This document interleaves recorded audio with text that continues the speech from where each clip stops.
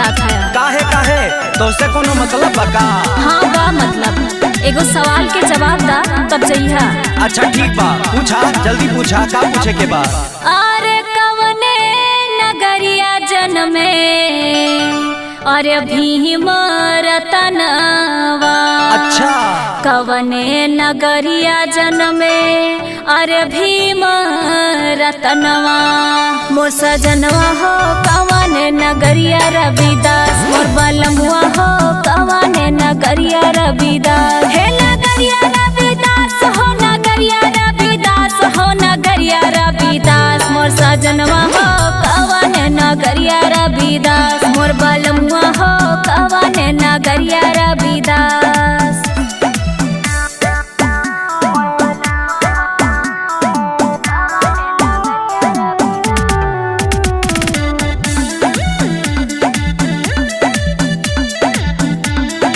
ये सवाल रहा ला सुना। अरे महुरे नगरिया जनमे अरे भीम रतनवा। सही कहा था। महू नगरिया जनमे अरे भीम रतनवा।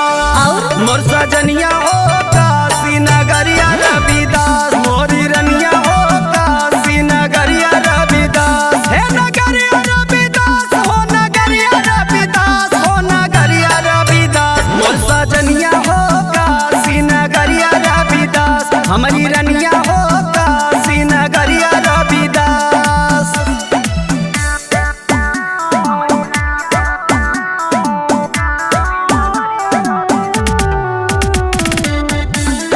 एगो दूसरा सवाल पूछा तानी, एकर जवाब दा तब जानी तू बड़का ज्ञानी। अरे तू हमके सिखाइबा, पूछा।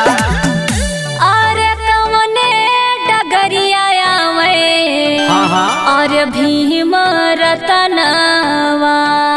बताओ तनी। कवने डगरिया आवे आगे पूछा। अरे भीम रतनवा। और बोला। मोर सजनवा हो कवने डगरिया रविदास। मोर बलमुआ हो कवने डगरिया रविदास। डगरिया रविदास हो डगरिया रविदास हो डगरिया रविदास। मोर सजनवा हो कवने डगरिया रविदास। मोर बलमुआ हो कवने डगरिया रविदास।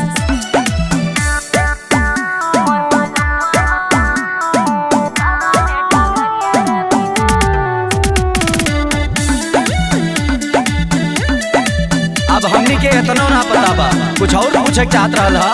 ला सुना। अरे शिक्षा के डगरिया आवे हाँ हाँ अरे भीम रतनवा।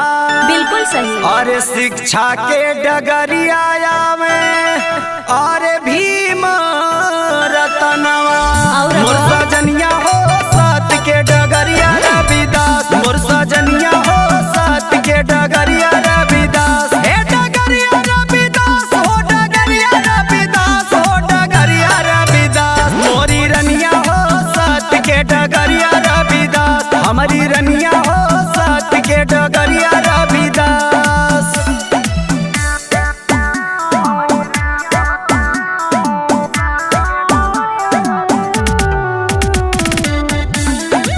एगो सवाल और करता है, तनी एकर जवाब दा। हाँ हाँ पूछा, जितना सवाल कर बस सब कर जवाब दे। अरे टिया न लहरी तोहरे का बात बा बोला। अरे बहुते बाग्या। अरे पगली भारा पड़ा बा। कवने आसनवा बैठे हाँ हाँ अरे बुध भगवान। इहो बताई। मोर सजनवा हो क्या कर लिखला संविधान। मोर बलमुआ हो क्या कर लिखला संविधान। हे लिखला संविधान हो लिखला संविधान हो लिखला संविधान। मोर सजनवा हो क्या कर लिखला संविधान। मोर बलमुआ हो क्या कर लिखला संविधान।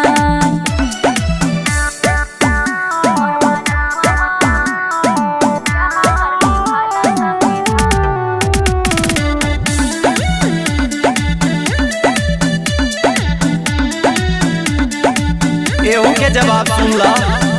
अरे पिपरा सनवा बैठे अच्छा। अरे